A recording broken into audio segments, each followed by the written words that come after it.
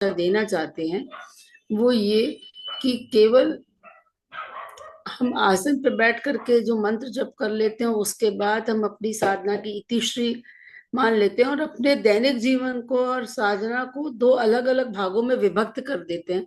उसके उसको गुरुदेव मना कर रहे हैं। गुरुदेव का कहने का तात्पर्य यहाँ है कि हमको अपने जीवन की हर गतिविधि में, हर कार्य में, हर चेष्टा में, हर विचार में अध्यात्म को से उसको हमको प्रज्वलित करना है, सजाना है।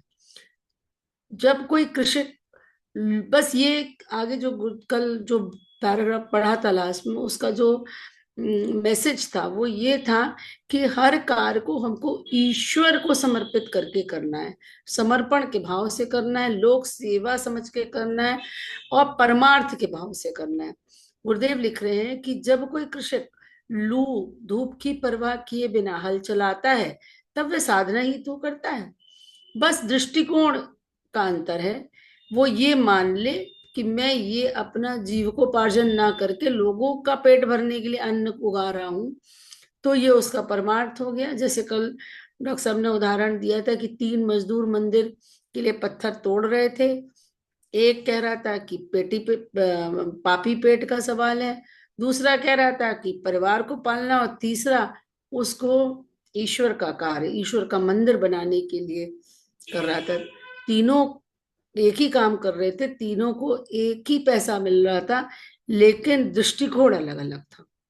तो यहाँ पे गुरुदेव जो लिख रहे हैं कि जब कोई किसान लू धूप की परवाह किए बिना हल चलाता है तो बहुत बड़ी साधना, सब कोई तो नहीं कर सकते उसको।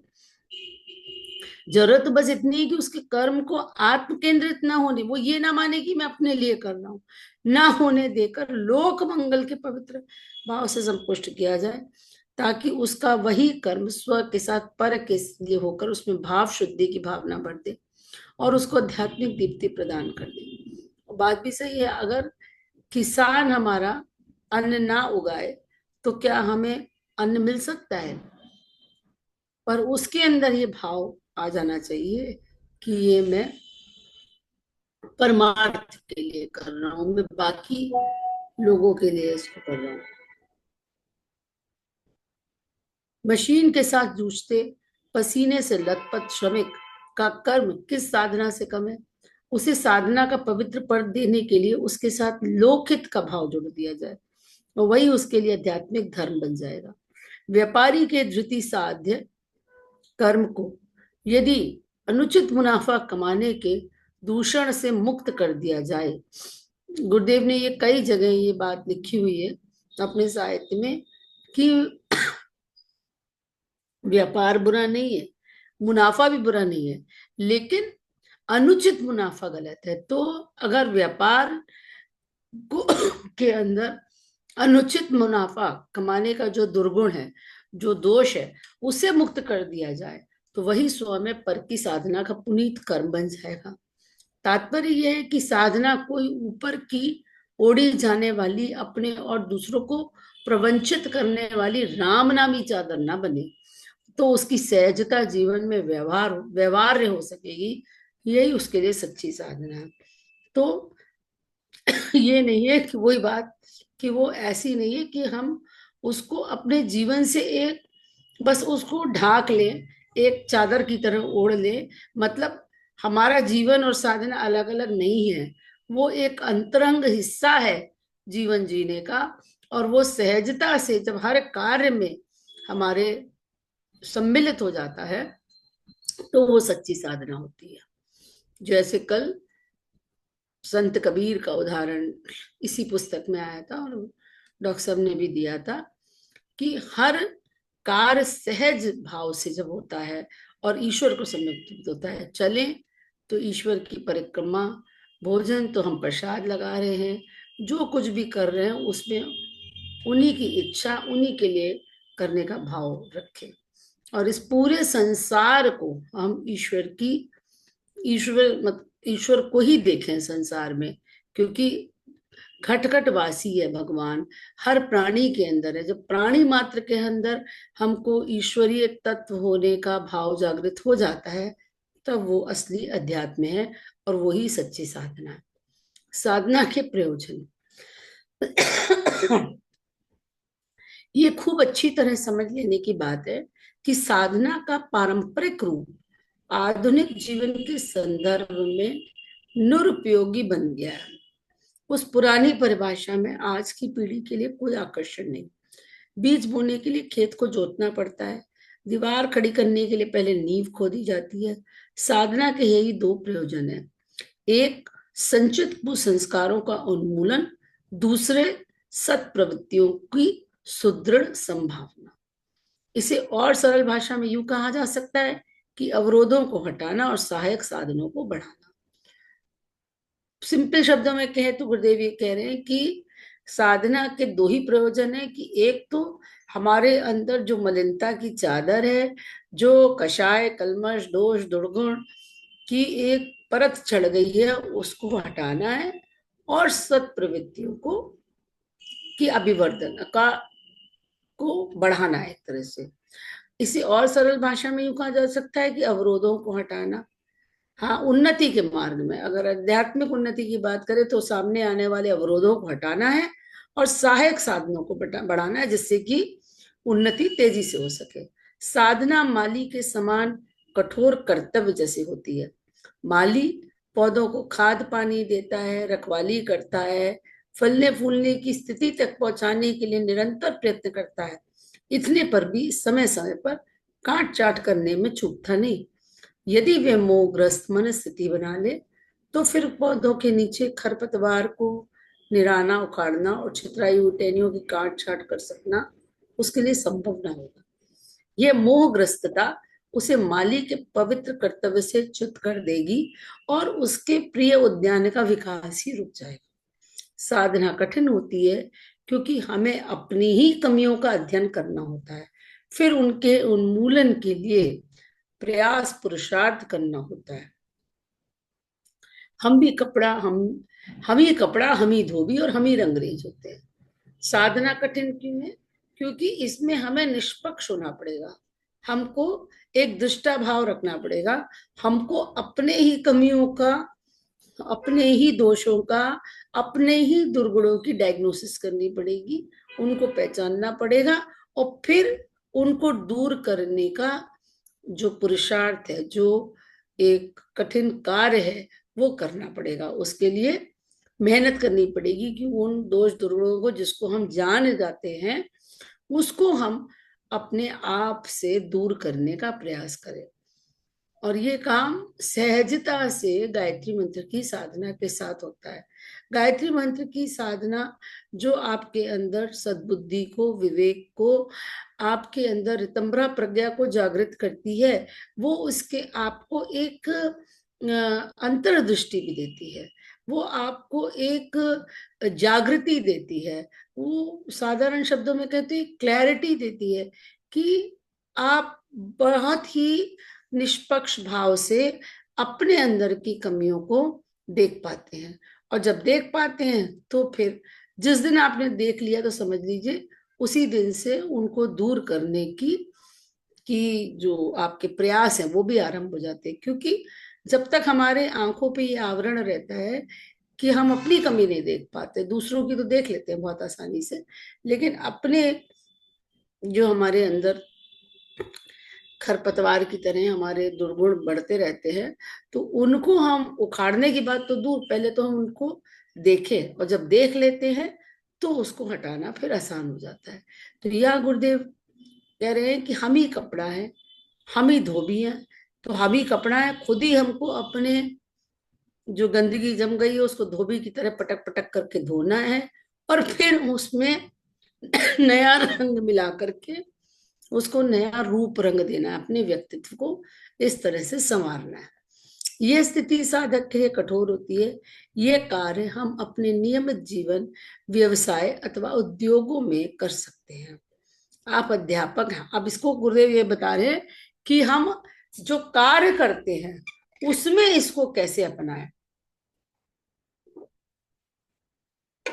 आप अध्यापक हैं तो अध्यापन कार्य को तथा विद्यार्थियों को सुसंस्कारित बनाने को अपना धर्म समझिए। उनमें उन्हें ईश्वर स्वरूप मानकर उन्हें श्रेष्ठतम रूप प्रदान करने का प्रयास करिए।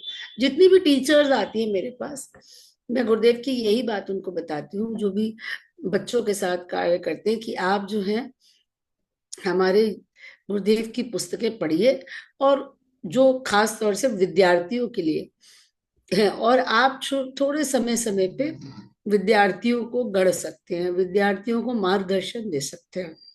तो ये आपके लिए एक एक्स्ट्रा एक काम हो जाएगा, जिसकी आपको तनख्वाह नहीं दी जा रही, जो आपसे उसके लिए आपको उसके लिए कोई अपेक्षा नहीं कर रहे। आपका प्रिंसिपल नहीं अपेक्षा कर रहा है कि आप करिकुलम के अलावा ये भी पढ़ाएं, लेकिन वही बात गुरुदेव लिख रहे हैं कि ये साधना हो जाएगी, फिर ये अध्यात्म का नया सोपान हो जाएगा, कि आप अध्यापक तो हैं और आप पढ़ाते भी हैं, अच्छे से पढ़ाते हैं, अपना सब्जेक्ट भी पढ़ाते हैं, लेकिन साथ में आप विद्यार्थियों को सही राह दिखाएं, उनके संस्कारों को सुदृढ़ करें, उनकी नींव को मजबूत करें, उनको आगे बढ़ने की प्रेरणा दें, उनके अंदर आत्मविश्वास जगाएं। तो ये धर्म का काम हो जाएगा। उन्हें ईश्वर स्वरूप मानकर, माने कि विद्यार्थियों को उन्हें श्रेष्ठतम रूप प्रदान करने का प्रयास करें। जैसे माली जो है ना, खरपतवार हटाता है, खाद पानी देता है और काट छाट भी करता है, यही काम अगर टीचर्स करने लग जाए अपने विद्यार्थियों के लिए, तो ये उनके लिए साधना है, ये यही उनके लिए अध्यात्म की राह है। उनके लिए ये आवश्यक नहीं है कि वो नियमित बैठ करके 2 घंटे के जाप करें।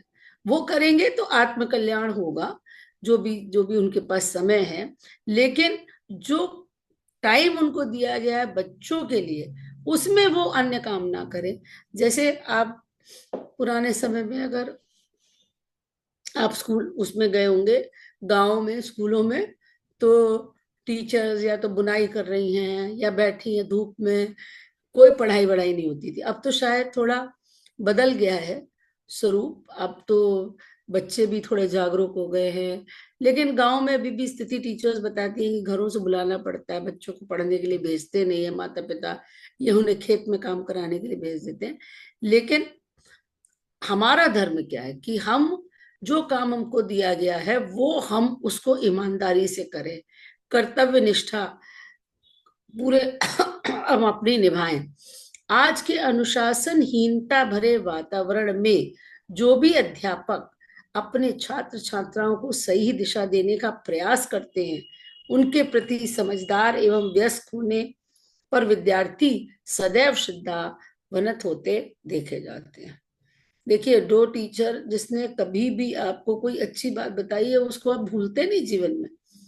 एक टीचर थे हमारे कोचिंग में, जब हम मेडिकल की तैयारी कर रहे थे, तो वो एक डायलॉग बोला करते थे कि ये तो हो सकता है कि किसी को जीवन में वकील की जरूरत ना पड़े, हो सकता है। जब हम लोग 12th के बाद कोचिंग कर रहे थे, एग्जाम देना था, कंपटीशन देना था, तो ये केमिस्ट्री के टीचर थे और वो कहते थे ये तो हो सकता है कि किसी को वकील की जरूरत ना पड़े, पर ये नहीं हो सकता कि जीवन में डॉक्टर की जरूरत ना पड़े। तो वो हर दिन ये महत्व बताते थे कि आप चिकित्सा के क्षेत्र में जा रहे हैं तो ये कितना इम्पोर्टेंट है, ये डॉक्टर की आवश्यकता सबको पड़ती है। तो वो एक आज भी हम याद करते हैं कि उनकी उस वाक्य ने इतनी प्रेरणा दी कि हाँ भाई हम मेहनत करें। और वो बार बार ये बात कहते थे, इतने घंटे आप पढ़ेंगे, 17-18 घंटे, तब आप सोचिए कि आपका सिलेक्शन होगा। जिस भी रूप में वो उन्होंने हमें प्रेरणा तो दी, हमें उनके कारण हमने इतनी मेहनत कर पाए और एग्जाम क्लियर कर पाए।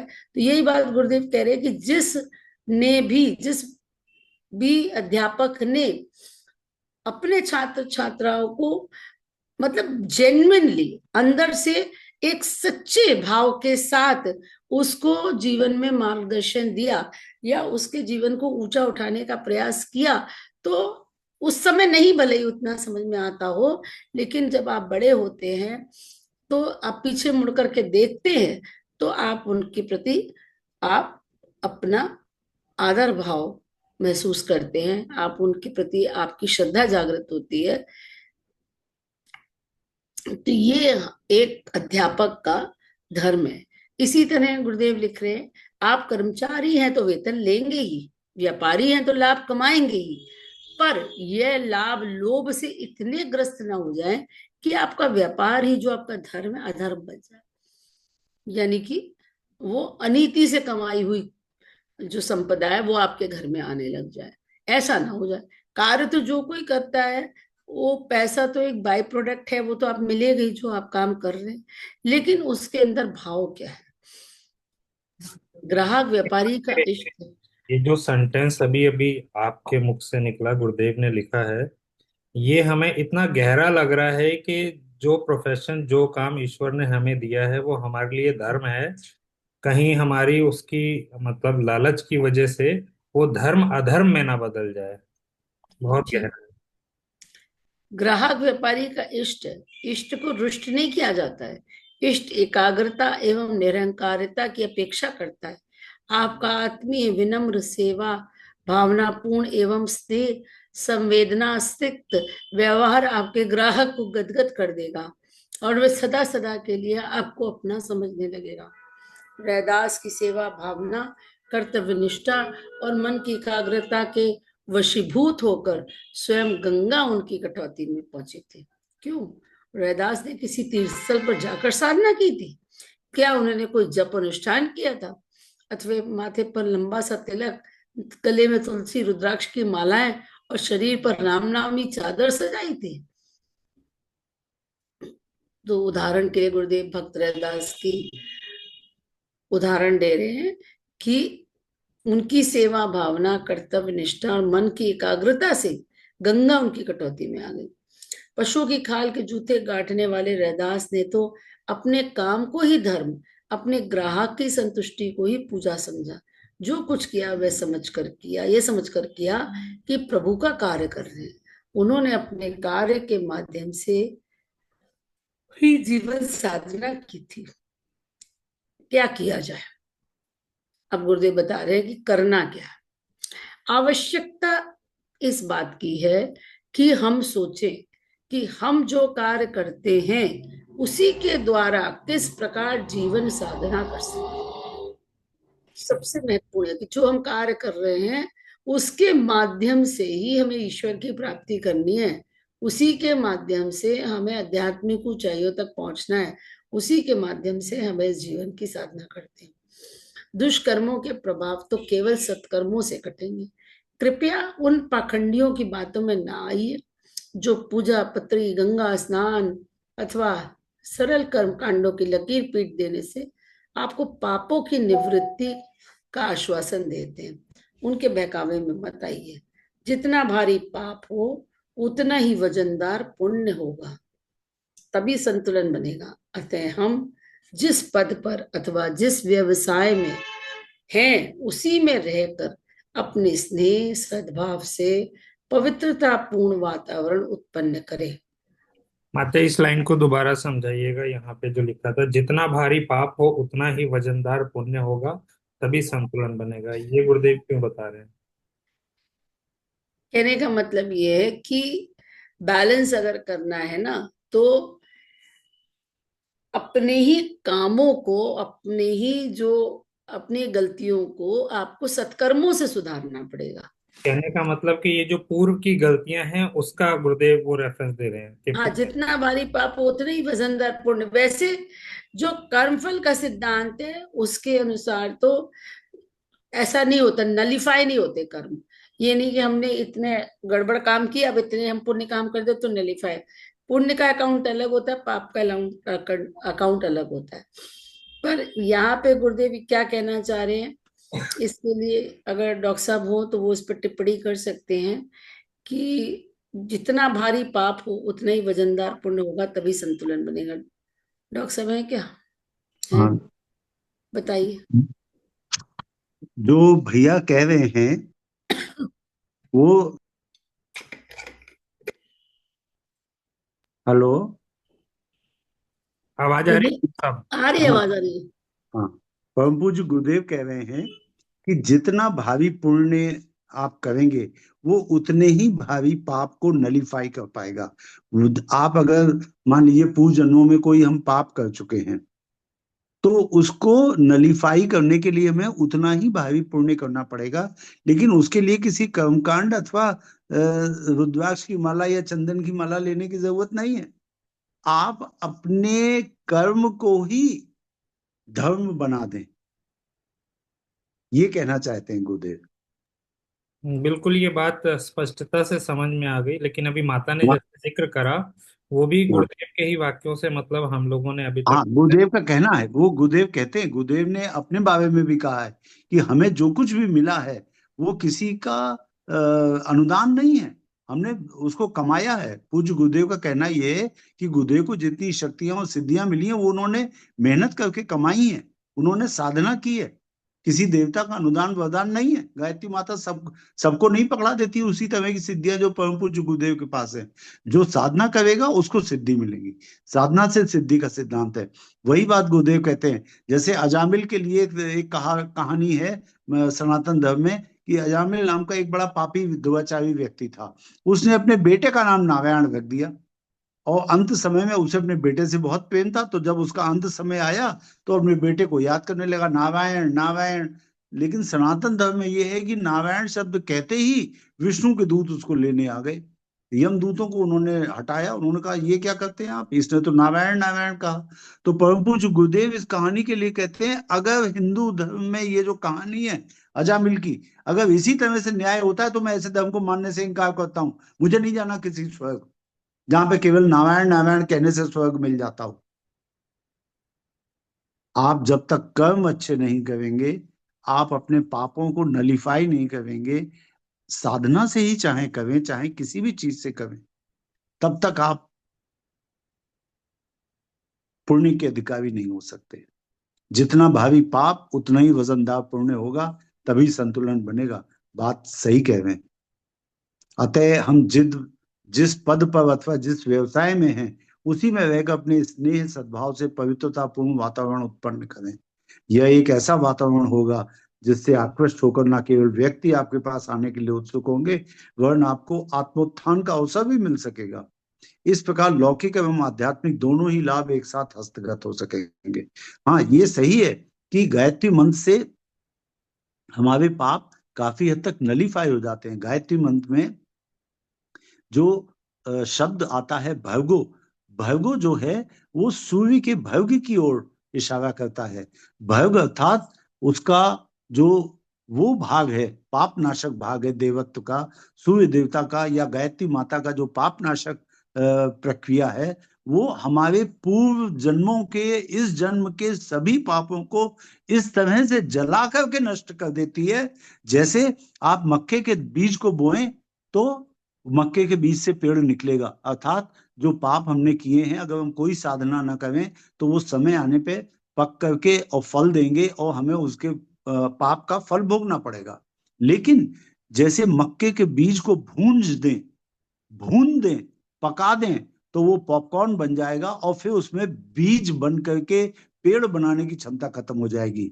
तो भर्गो अर्थात पाप नाशक, यही शक्ति गायत्री मंत्र की हमारे पापों को इस तरह से जला करके भस्म करके नष्ट कर देती है कि वो फल देने लायक नहीं रहते और सूक्ष्म में अपना परिपाक दिखा करके समाप्त हो जाते हैं। ऐसा श्रद्धेय डॉक्टर प्रणव पंड्या कहते हैं। आत्मविकास का पौधा सांसारिक विषय वासना की भूमि पर नहीं उगता, उसके लिए यत्न पूर्वक तैयार की हुई प्रेम वारी से तर समतल भूमि चाहिए। वारी मतलब जल, प्रेम जल से तर समतल भूमि चाहिए। अर्थात आत्म विकास का पौधा, यानी आपका विकास तभी होगा जब आप सांसारिक विषय वासनाओं की भूमि पर इसको नहीं उगाएंगे, बल्कि क्या करेंगे, यत्न पूर्वक तैयार की हुई प्रेम जल से सिंचाई की हुई भूमि पर आप आत्म विकास का पौधा लगाएंगे। अर्थात जब आप, बात वही है, सुपर चेतन का अवतरण तभी होगा जब आपके व्यक्तित्व में पवित्रता और सबके लिए प्रेम होगा। प्रेम वारी से तर अर्थात प्रेम जल से सींची हुई भूमि पर जब आप अपने व्यक्तित्व का पौधा लगाएंगे तो आपका आत्म विकास होगा। यूनिट 11, अहंकार में घाटा ही घाटा। स्व का विकृत बोध अहंकार। जो व्यक्ति जीवन की साधना सीख लेता है वही आत्म विकास के उच्चतम सोपान पर चढ़ने में सफल हो पाता है। जो जीवन को साध ना पाया, उसकी बुद्धि, धन, साधन सब निरर्थक ही रहे। जीवन लक्ष्य की प्राप्ति में अहंकार एक दैत्याकार शत्रु है। यही मन के विकारों को जन्म देता है। यही हमारी प्रगति पथ में पर्वत जैसे विशाल अवरोध खड़े कर देता है। स्व के विकृत बोध को ही अहंकार कहते हैं। स्व मतलब स्वयं, स्वयं के विकृत बोध को। आप अपने बारे में जो अनाप शनाप प्रवंचनाएं, जो अनाप शनाप आपने अपने बारे में बातें गढ़ रखी हैं कि अपने अहंकार को पोषण देते हुए कि मैं बहुत महान हूं और सब लोग मुझे जानते हैं, मैं अमीर हो जाऊंगा तो मेरे पैसे के कारण सभी लोग मुझको सम्मान देंगे, इस तरह की जो स्व के विकृत बोध की आपने आकांक्षाएं पाल ली हैं, इसी को अहंकार कहते हैं। वह आत्म तत्व से न जुड़कर भौतिक संपदाओं के साथ जुड़ा होता है। दूसरों की तुलना में अपने को विशिष्ट मान बैठने पर अहंता की उत्पत्ति होती है। बलिष्ठता, सुंदरता, संपन्नता, पद, अधिकार आदि उसके कारण हो सकते हैं। अपने को श्रेष्ठ मानने की जो आपके अंदर भावना बैठ जाती है, विशिष्ट मानने की जो बात बैठ जाती है मन में, वही अहंता की उत्पत्ति का कारण होती है। और आप अपने को विशिष्ट क्यों मानने लगे? अगर आप बलिष्ठ हैं, आप दूसरों से देखने में सुंदर हैं, संपन्न हैं, आपके पास बड़ा पद है, आपके अधिकार ज्यादा हैं, तो इन सब के कारण आपके अंदर अहंकार आ सकता है। कई बार भ्रम भी उसका निमित्त बन जाता है। भगवान श्री कृष्ण जब इस सृष्टि में थे तो उनके नाम के नकल करने वाले अनेक राजा हो गए। उन्होंने भी अपना नाम रख लिया वासुदेव कृष्ण। कोई अपने को कृष्ण कहता था, कोई वासुदेव कहता था, और कई लोग तो उनकी तरह की नकल भी करने लगे, मोह मुकुट लगाने लगे। पौंड्रक एक इस तरह का राजा था। और कई बार लोगों को भ्रम भी हो जाता है, तो कई बार भ्रम भी उसका निमित्त बन जाता है। जाति पाति के आधार पर कई अपने को ऊंचा मानते हैं, इस आधार पर दूसरे नीच या हे प्रतीत होने लगते हैं और अहंकार जड़ जमा लेता है। आज के लिए इतना ही। सभी को प्रणाम। ओम शांति शांति शांति।